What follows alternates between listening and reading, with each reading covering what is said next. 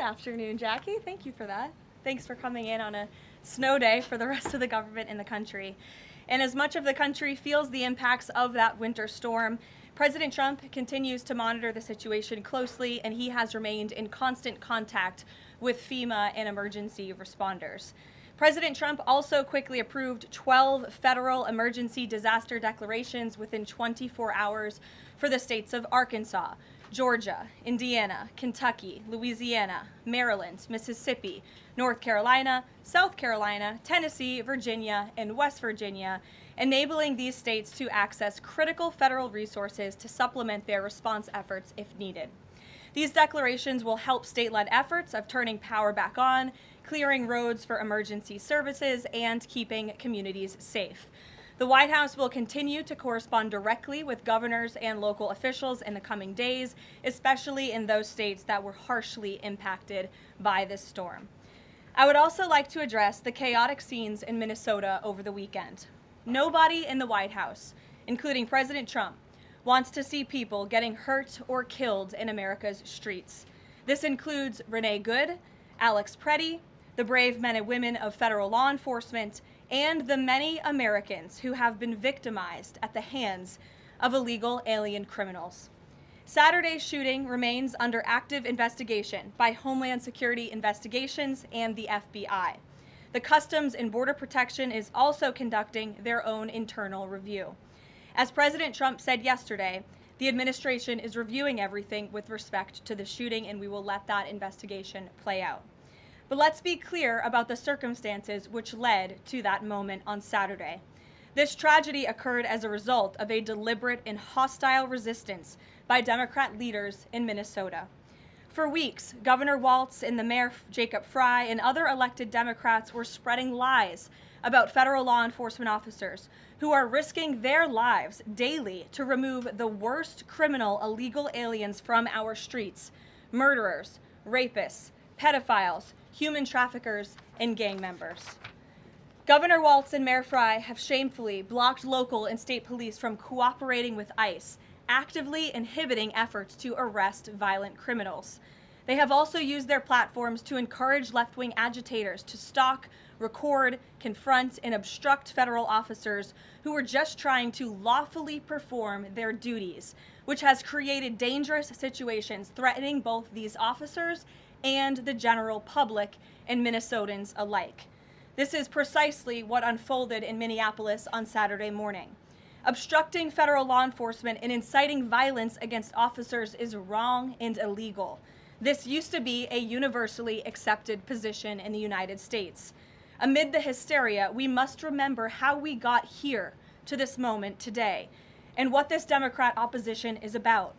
Former President Joe Biden and the Democrats opened America's borders for 4 years, inviting tens of millions of illegal aliens from all over the world to flood into our country. Among them, violent criminals who terrorized American communities and have inflicted devastating, permanent pain and harm on law-abiding Americans and their families. Yet we never saw outrage from Democrats or their allies in the liberal media over these horrifying crimes against U.S. citizens. The pain of American angel families was ignored and dismissed because it undermined the Democrat narrative. Innocent Americans like Jocelyn Nungray, Laken Riley, and Rachel Morin are just a few of the many victims savagely murdered by illegal alien criminals. Earlier this month, an illegal alien from Mexico with a long criminal history who came into our country under Joe Biden's administration threw a baseball-sized stone at a school bus carrying children in New Jersey and fractured the skull of an 8-year-old innocent child. President Trump promised accountability to these American families by securing the border, deporting every illegal alien who has committed crimes, especially and most importantly, violent crimes. Nearly 80 million Americans voted for him to deliver on that very promise, and he is. As the duly elected president, the president is fulfilling the will of the people by arresting and removing these threats from our country in cities from Los Angeles to New York and, yes, Minneapolis. Yet Democrat leaders in Minnesota with sanctuary city policies have actively defied federal immigration law and the will of the people. And as a result of that defiance, 2 Minnesotans have now tragically lost their lives on the streets of Tim Walz's state. It is President Trump's hope and wish and demand for the resistance and chaos to end today. That's why President Trump spoke with Governor Walz directly this morning, and he has outlined a clear and simple path to restoring law and order in Minnesota.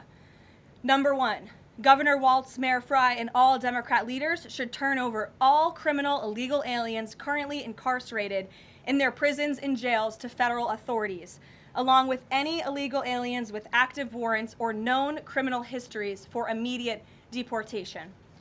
Number 2, state and local law enforcement must agree to turn over all illegal aliens who are arrested by local police. And then thirdly, local police must assist federal law enforcement in apprehending and detaining illegal aliens who are wanted for crimes, especially violent crimes. If Governor Walz and Mayor Frey implement these common sense cooperative measures that I will add have already been implemented in nearly every single other state across the country, Customs and Border Patrol will not be needed to support ICE on the ground in Minnesota. ICE and local law enforcement can peacefully work together, as they are effectively doing in so many other states and jurisdictions. Additionally, President Trump is calling on the United States Congress to immediately pass legislation ending sanctuary cities once and for all. American cities should be safe sanctuaries for law-abiding citizens only, not for dangerous illegal alien criminals who broke our nation's laws and do not belong here. We hope Governor Walz will do the right thing and continue to work with President Trump to keep the American people safe following their call this morning. Americans overwhelmingly want exactly what President Trump is delivering: strong borders and strict immigration enforcement against the worst illegal aliens, of which there are still hundreds of thousands to deport from the interior of our country. The most peaceful way to carry out this vital public safety mission is for Republicans and Democrats to do it together, and for state and local law enforcement to work together with federal law enforcement. We want to let cops be cops. You wouldn't know this continues to be a very popular policy position from the biased media coverage over the course of the last few days, but polling shows huge support for this exact thing President Trump is calling for. More than 80% of Americans favor deporting illegal aliens convicted of violent crimes. A country unable to deport criminals who enter it illegally is no country at all. The open borders agenda of Kamala Harris, Tim Walz, and the Democrats was already on the ballot on November 5th, 2024, and it was resoundingly rejected. President Trump will never back down from his promise to deport violent criminal illegal aliens and make America safe again, and he welcomes all cooperation in that effort. With that, I will answer your questions. And Jordan Conradson, why don't you kick us off today? Thank you for being here. Thank you, Caroline. Jordan Conradson from Gateway Pundit. I have a few questions. First, with respect to the shooting in Minneapolis, we're seeing massive outrage from mainstream media and the left, but I'm just wondering, where was that outrage when Ashley Babbitt, an Air Force veteran, was executed by Capitol Police Officer Michael Byrd, who she posed no threat to in the U.S. Capitol? Well, you raised a very important point, which I also believed I just raised as well in those opening remarks, in that there has no doubt been selective outrage by the liberal biased media in picking and choosing victims and highlighting their stories. And as I've said, President Trump does not want any Americans to lose their lives in the streets of America and in American communities across the country. He believes what happened on Saturday is a tragedy, but every life is equal to President Trump, and that's why the lives of Laken Riley and Jocelyn Nungray continue to matter to him and be an utmost priority to him to this very day. And it's unfortunate that we did not see the same type of sensationalist media coverage over the tragic deaths of those innocent American women and girls across the country as we are in the wake of this tragedy that took place on Saturday. Gabe. Sure, go ahead, Jordan. I want to get your response to this. The Arizona Attorney General, just days before this shooting in Minneapolis, she seemingly encouraged rioters to go out, shoot, and kill ICE agents. And I'll quote her here. She said, "If you reasonably believe your life's in danger and you're in the house or in your car or on your property, you can defend yourself with lethal force." And she said that you can't tell if ICE agents are law enforcement or imposters, and it becomes an issue of whether you reasonably believed they were law enforcement.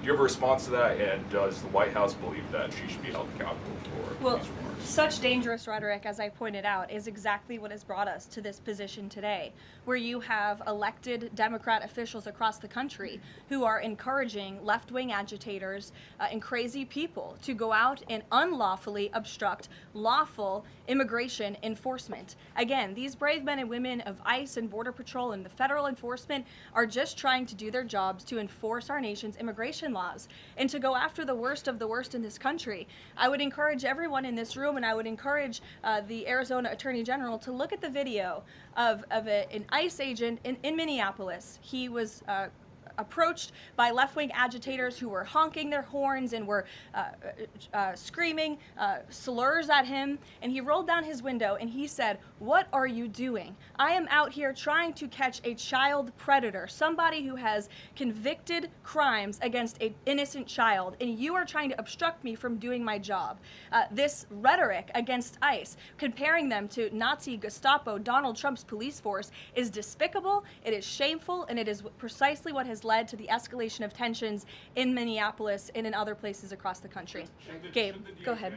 Be looking into her for justifying violence? I would defer you actively? to the Department of Justice on that. Thank you, Caroline. Gabe. Regarding Minnesota, on Saturday, the Department of Homeland Security posted that Preddy looks like he wanted to do maximum damage and massacre law enforcement. Stephen Miller on Saturday posted that, or called Preddy a would-be assassin. Why did administration officials jump to conclusions before an investigation had even been conducted? Well, look, this has obviously been a very fluid and fast-moving situation throughout the weekend. As for President Trump, whom I speak for, he has said that he wants to let the investigation continue and let the facts lead in this case. With regards to the deployment of Tom Homan to Minneapolis, should the deployment of Mr. Homan to Minneapolis be seen as a sign that the president is dissatisfied with how the officials on the ground had handled the incident? No, Mr. Homan is doing an exceptional job, and he has been working with Secretary Noem and President Trump over the course of the last year. Secretary Noem still has the utmost confidence and trust of the President of the United States, and she's continuing to oversee the entire Department of Homeland Security and all of the immigration enforcement that's taking place across the whole entire country. Of course, Secretary Noem is also in charge of FEMA, and we are in the wake of a brutal winter storm where hundreds of thousands of Americans have been impacted by that. So Border Czar Homan is in a unique position to drop everything and go to Minnesota to continue having these productive conversations with state and local officials, and I know that he's catching a plane in just a few hours to do just that at the request of the president. Jennifer. On Saturday's shooting, has the president been briefed, and have you been briefed on specific details of the shooting? How many shots were fired? How many guns discharged? And I mean, did the protesters' gun go off, or only the officers' guns? Do you have any of those details?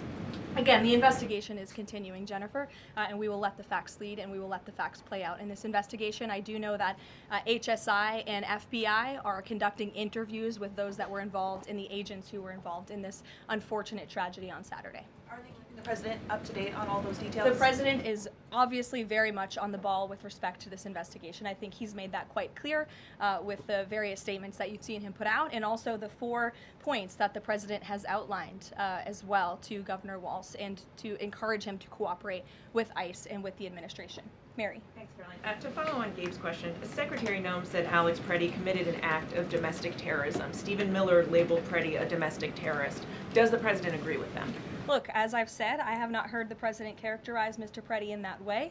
However, I have heard the president say he wants to let the facts in the investigation lead itself. Was he alarmed to hear his top Thanks, officials Caroline. referring to him in that way, rushing to that judgment? Danny, go ahead. Thanks, Caroline. On Stephen Miller's comments, will Stephen Miller be apologising to the family of Alex Preddy for calling him, quotes, an assassin who tried to murder federal agents, despite the fact that, as you say, this is still under investigation? Look, again, this incident remains under investigation, and nobody here at the White House, including the President of the United States, wants to see Americans hurt or killed and losing their lives in American streets. And we mourn for the parents. As a mother myself, of course, I cannot imagine the loss of life, especially losing one's child.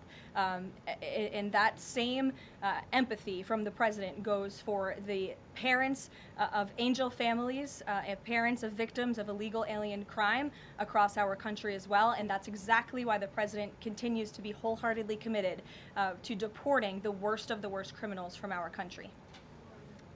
Why don't we go to the back? Kelly. Karoline, does the president believe that the killing, though, was a mistake? Has he expressed that at all? Again, the president has said, we have to review it, and this investigation needs to continue, and he's letting the facts on the investigation lead itself. Does he want the body camera footage to be released to the public? Now, that's not something I've heard the president commit to, so I won't do that from the podium. Sure. Karoline, how serious is the administration taking allegations that local and state officials in Minnesota are actively coordinating with demonstrators through encrypted or non-encrypted communications, as well as providing government resources to impede immigration enforcement operations? I'm sorry, Carrie, could you repeat your question? How serious is the administration taking allegations that local and state Minnesota officials are communicating with demonstrators to basically impede immigration officials? Well, we've definitely seen active organization amongst these left-wing groups, Carrie, and it is something that I know the FBI and the Department of Justice are looking into. Again, it is illegal to unlawfully obstruct lawful immigration enforcement in this country, and these agitators are making it nearly impossible for ICE to do their jobs and for federal law enforcement to carry out the will of the American people to deport the worst of the worst. I would just encourage everyone to please imagine in this room, all of you come to the White House every day to report on the President of the United States and the administration. You come into this briefing room, you walk through the gates of the White House. Just imagine if there were left-wing agitators or agitators of any kind who were in your face, who were doxing you, who were harassing you, who were physically threatening you, who were biting off your fingers in the case of two Border Patrol agents we saw this past weekend in Minneapolis. That would make it very difficult for you to show up and do your job here at the White House every single day. That's what these officers in Minneapolis are facing. That's why the president is calling on Governor Walz, Mayor Frey for these three very simple and common sense points of cooperation so that ICE and local law enforcement can work together. Again, we are just asking for police to be police. And if you ask any law enforcement agent or official, they want to be able to work with their federal counterparts at the state and local level and vice versa. Caroline. Thanks a lot, Caroline. Two questions. One is looking forward. The role of Mr. Homan. Is he being sent by the president to diffuse the situation that exists right now on the ground? Is he the point person essentially for the White House in terms of trying to tamp down the tensions that exist right now in Minnesota? Well, Mr. Homan is the point person for cooperating with state and local authorities and corresponding with them, again, to achieve this level of cooperation to subdue the chaos on the streets of Minneapolis. And I would just point out that Mr. Homan is someone who has been lauded for many, many decades for his experience working in law enforcement. In fact, this is a Washington Post headline from 9 years ago, 2016. Meet the man the White House has honored for deporting illegal immigrants. And I would remind everyone in this room that it was former President Barack Hussein Obama who awarded a medal to Mr. Homan. So he's obviously very qualified. He has the full trust and faith of the president. He will continue to have these meetings in the hopes that ICE and local law enforcement can cooperate and work together to have successful immigration enforcement, as we've seen in almost every other state across the country. And secondly, Caroline, can you talk a little bit about tomorrow's trip by the president to Iowa, what the purpose of that trip is, what the goals of that trip are? Sure, yes. Tomorrow, President Trump will be traveling to Des Moines, Iowa. He will be making a local visit at a local business, and then he will be giving a speech on affordability and on the economy. And I know he very much looks forward to being there, to meeting with the great people of Iowa, but also lawmakers as well. Jake. Caroline, a couple quick questions. First, does the president remain fully confident in Kristi Noem's ability to lead the DHS? Yes. And then just secondly, just on that Wall Street Journal reporting that we saw yesterday, the president said at some point that the immigration enforcement officers would leave Minneapolis. Did the Saturday killing of Alex Preddy expedite that withdrawal at all? To your first question, the answer is yes. He still has confidence and trust in Secretary Noem. To the second question, I would point you back to what I said earlier. If Governor Walz and Mayor Frey implement these common sense cooperative measures, CBP will no longer be needed to support ICE on the ground in Minnesota. ICE and local law enforcement will peacefully work together, as they are effectively doing in so many other states and jurisdictions, to remove violent criminals from American neighborhoods across the country. Did Walz ask the president to remove the immigration enforcement officers? He asked the president to scale down, and the president reiterated what the president put out in his statement yesterday and what I'm sharing with all of you as well. I would just add on this level of cooperation a few statistics that I think are very important. 7 of the top 10 safest cities in the United States cooperate with ICE. And we've seen historic turnaround in safety in cities that have chosen to cooperate with ICE, that are not just led by Republicans, but also look right here in Washington, D.C. We had a great level of cooperation with Mayor Bowser and the local government, and we have been able to remove thousands of illegal aliens from the District of Columbia, where you all live, so you can thank President Trump for that. The murder rate in Washington, D.C. has plummeted as a result. There were no riots, there were no protests, nobody was tragically killed as a result of that level of cooperation between federal and local authorities. And again, that's all the president is asking for in Minnesota. It's totally common sense. Jared, go ahead.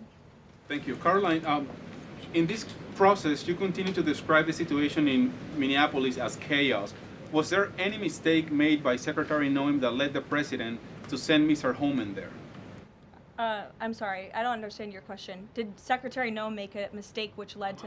If she made any mistake that could lead the president Got to it. send Mr. Homan to Minneapolis? No, as I already mentioned, Mr. Homan has been working alongside Secretary Noem and for the president over the course of the last year. And again, he's uniquely positioned to hop on a flight to Minnesota today to continue this correspondence with state and local authorities, and that's what he's going to be doing. Fran.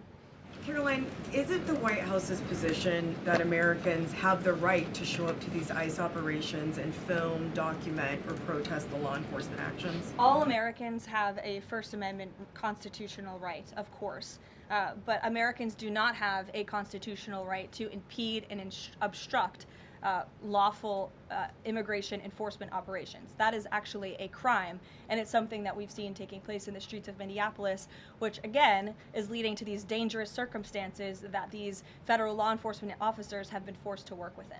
With respect to the call with Governor Walz this morning, the president described it as respectful. He said we seem to be on a similar wavelength, but you had strong criticism for the governor and the Minneapolis mayor, Jacob Frey, just now. So could you explain the difference in tone between what the president had said in his True Social post and I think some of the criticisms that you just levied from the podium? Fran, I think the criticisms that I laid out, I'm painting the picture for all of you in this room, are what led to the moment that we are in today, where Governor Walz and President Trump are having a conversation, a constructive and productive conversation to end the chaos and the lawlessness that has taken place in Governor Walz's state. Chris, Elena. Thank you. I had a question. With Homan now going to Minnesota, is Gregory Bovino also going to remain in Minnesota overseeing these ICE operations? Mr. Bovino is a wonderful man, and he's a great professional. He is going to very much continue to lead Customs and Border Patrol throughout and across the country. Mr. Homan will be the main point of contact on the ground in Minneapolis. And to follow up, given what we've heard from several Trump administration officials, people like Stephen Miller, as people point out, calling him a domestic terrorist, Bovino saying that Preddy was out to massacre law enforcement, why not require ICE agents to wear body cameras to clear up some of the disputes that we are hearing from witnesses and video footage versus what the administration has been saying? Well, that's a policy question that I know the policy folks in the building are having with members on Capitol Hill, and I'll leave it to them and the president to make that decision. And I just my final question is on, you were talking about the level of cooperation that the president talked about with Governor Walz. Will the administration commit to cooperating with local officials on this investigation into Alex Preddy? The president spoke about this with Governor Walz and said he would have a discussion about it. He did not make a commitment, and so therefore I won't make that commitment here. I would just remind all of you in the media, because I've seen a lack of reporting on this fact, there are investigations into what took place on Saturday. The Homeland Security investigations and the FBI have teamed up for an investigation, and there's also an internal CBP investigation, an internal review of what is happening on the ground in Minnesota. The president supports those investigations, and as I've said repeatedly, he wants to see them move forward. Phil. FBI Director Kash Patel said in a Sunday interview, quote, "You cannot bring a firearm loaded with multiple magazines to any sort of protest." Does the president believe the Second Amendment rights remain in effect even when protesting? The president supports the Second Amendment rights of law-abiding American citizens, absolutely. There has been no greater supporter or defender of the right to bear arms than President Donald J. Trump. So while Americans have a constitutional right to bear arms, Americans do not have a constitutional right to impede lawful immigration enforcement operations. And any gun owner knows that when you are carrying a weapon, when you are bearing arms, and you are confronted by law enforcement, you are raising the assumption of risk and the risk of force being used against you. And again, that's unfortunately what took place on Saturday. Will his mission continue to be focusing on illegal immigrants with a criminal history, or will it be on illegal immigration generally? Mr. Homan will continue to enforce our nation's immigration laws, especially deporting the worst of the worst criminals in Minnesota who have committed violent offenses. And I would just remind all of you that this important work is continuing to be carried out. In just the last few days, I'm happy to provide this packet to anyone in the room. ICE has arrested multiple violent criminals, illegal aliens within Minnesota. Many of them have convictions for assault, driving under the influence, fraud. This individual here I'm looking at was an aggravated felon with multiple convictions for larceny, fraud, and forgery of checks, vehicle theft, drug possession, domestic assault, inflicting bodily harm on another, criminal convictions of larceny, identity theft, again, charged with driving under the influence. These are extremely dangerous people who Governor Walz and Mayor Frey have allowed to roam on their streets, and all the president is asking for is cooperation to arrest individuals like this and deport them from the United States of America. I'll take a couple more. Go ahead. Okay, so this weekend the president posted that this is a cover-up of the fraud in the state of Minnesota. He also posted Minnesota is a cover-up. These both happened after the shooting. So given that these came after the shooting, what is the this here? What is the cover-up he's alleging? Yes, it's a good question. I spoke with the president about this at length. What the president is referring to is the fact that you have Governor Walz and, again, the mayor, who have been encouraging these left-wing agitators to come out and to harass and to dox and to threaten ICE and to make this conversation about and smear lies about federal law enforcement who, again, are just trying to do their jobs in an attempt to distract from the widespread, massive fraud that has taken place in their state. Billions and billions of dollars has been stolen from law-abiding taxpayers in Minnesota, and the administration continues to be very focused on getting to the bottom of it, and especially, and the president raised a good question over the weekend, with respect to Congresswoman Ilhan Omar, who now has a net worth within the millions, and one must ask themselves, why and how is that possible? Is she connected to the fraud rings that we have seen taking place within her state and her own district? It's a question the American people are raising, and the president believes it's one worth answering. Haley. Thanks, Caroline. I want to go back to some of the comments from Stephen Miller and Secretary Noem. You've made clear the president wants to see the investigation play out when answering some of the questions on the specific details. Is he concerned that some of those definitive statements made by other officials risks public perception of the credibility of those investigations now playing out? Again, the president believes that these investigations are credible, they are continuing, they are active, and he wants to let them play out. Alex. Caroline, thank you. Is the administration willing to separate DHS funding from other funding bills in order to avoid a broader shutdown? Look, at this point, the White House supports the bipartisan work that was done to advance the bipartisan appropriations package, and we want to see that passed. Policy discussions on immigration in Minnesota are happening. Look, the president is leading those discussions as evidenced by his correspondence with Governor Walz this morning, but that should not be at the expense of government funding for the American people, which would include, as you know, Alex, FEMA funding, and we are in the midst of the storm that took place over the weekend, and many Americans are still being impacted by that. So So we absolutely do not want to see that funding lapse, and we want the Senate to move forward with passing the bipartisan appropriations package that was negotiated on a bipartisan basis. And secondly, there's another round of Russia-Ukraine talks this weekend, Sunday. I wonder if you can walk us through with the president, how he'll be involved in that, if at all. We'll be talking to President Putin, President Zelensky ahead of those meetings. I'm not tracking any scheduled calls at this point in time. However, the president remains deeply involved, and of course he's being apprised by his advisors, namely Jared Kushner and Special Envoy Witkoff, on these talks. They had a multilateral meeting this past weekend, which didn't get a ton of coverage, but that was historic in nature, where the president's team has really brought two sides of this war to the table together to move the ball closer towards peace. So the president is not giving up on the peace process. He obviously just met with President Zelensky when we were in Davos, Switzerland, but I'm not tracking any calls scheduled for this week. On one more foreign policy point, I will point out, as you all saw, the last remaining body of the hostages, Israeli hostages in Gaza, has been returned. This is a huge foreign policy feat for the President of the United States, for the State of Israel, and frankly for the whole world. The President made the impossible possible, and so it's great news for the President, for the United States, for our allies, and also for peace in the Middle East. And I understand that more than 20 new additional countries have also signed up to join the newly established Board of Peace with respect to the rebuilding of Gaza, which is another historic accomplishment for this president. So thank you all very much, and we'll see you in Iowa tomorrow.